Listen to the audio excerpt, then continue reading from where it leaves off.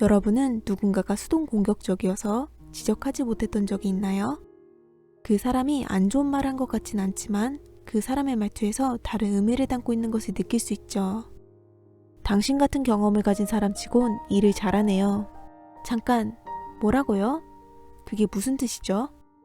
진실은 수동 공격적인 사람들은 은밀히 공격을 가한다는 것입니다. 그래서 그들의 나쁜 의도가 쉽게 걸리지 않죠. 자신의 부정적인 감정을 다스리는 대신 수동 공격적 행동을 통해 부정적인 감정을 미묘하게 표현합니다. 수동 공격이란 용어가 처음 임상적으로 사용된 건 2차 세계대전 당시였습니다. 이 당시 상사의 명령을 일부러 제대로 따르지 않는 군인들이 수동 공격적 특성을 가진 것으로 분석했죠. 이런 수동 공격적 행동의 예로는 간접적으로 다른 사람의 요구에 저항하는 것과 뽀로통한 태도, 일 미루기, 중요한 물건을 제대로 두지 않는 식으로 행동하며 직접적인 대치는 회피하는 것이라고 합니다.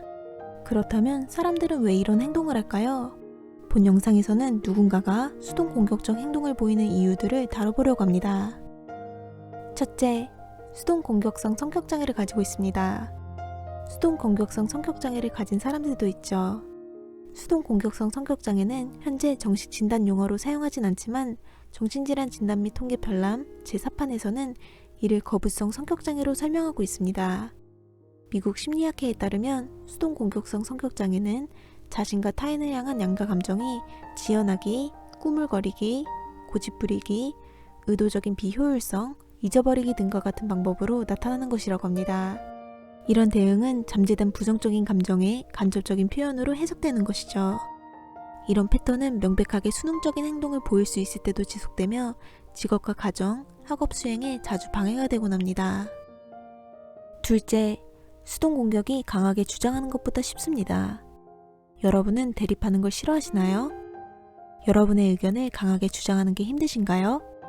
어떤 사람들은 단순히 자신의 의견을 강하게 주장해야 하는 상황에 대한 경험이 부족할 수 있습니다.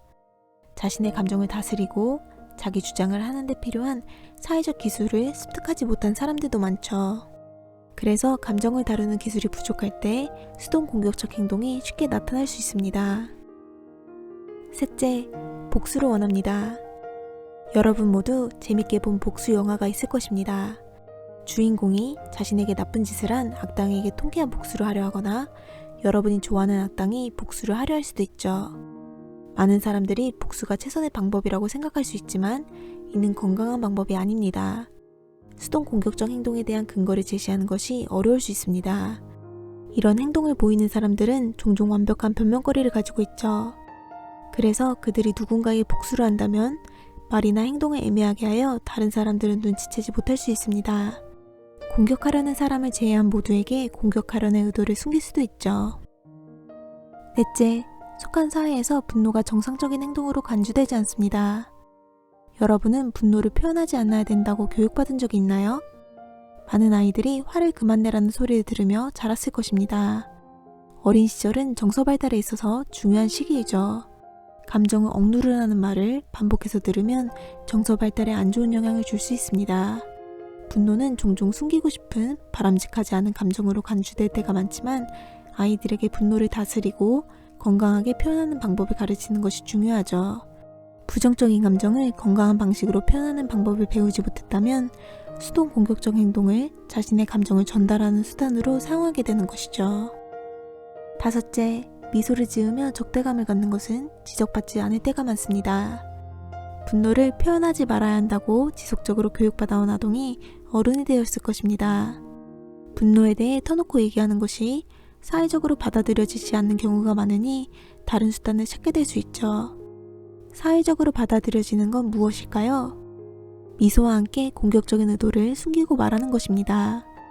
미소를 짓는 한 공격하려는 의미로 말했을 리가 없다는 것이죠.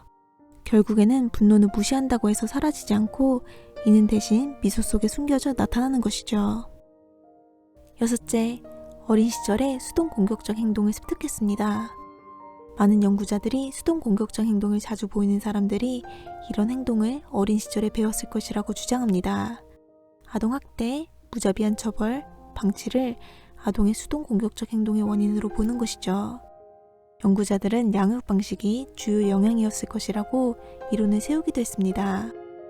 부모님, 선생님, 보호자 같은 권위적인 대상에 대한 혼란이 이런 행동을 습득하는데 영향을 미쳤을 것이라고 보는 것이죠.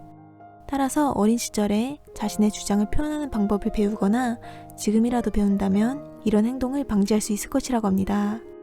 또한 주목해야 할 점은 특정 행동이 수동 공격적 행동으로 오해받을 수 있다는 것입니다. 다른 특정 문제가 이런 행동과 비슷한 증상을 보일 수도 있죠. 정신질환을 앓고 있는 중에 수동 공격적 행동을 보이는 사람도 있다고 합니다.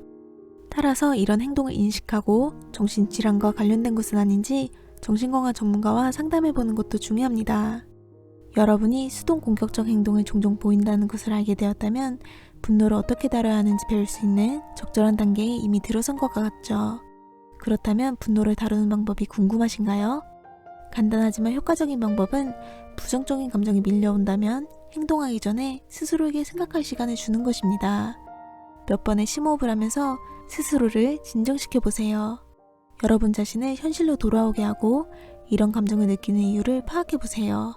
그런 다음에 여러분의 행동을 인지하면서 여러분의 감정을 솔직하고 건전한 방식으로 표현하겠다고 결정해 보세요.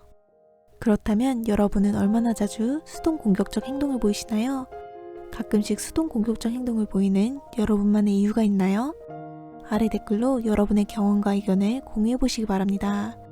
본 영상이 유용했다면 좋아요 부탁드리며 본 영상이 도움이 될 분들과 공유해 보시기 바랍니다. 본 채널을 구독하시고 알림 버튼을 눌러 더 많은 영상을 받아보시기 바랍니다. 늘 그렇듯이 시청해 주셔서 감사드리며 다음 영상에서 뵙겠습니다.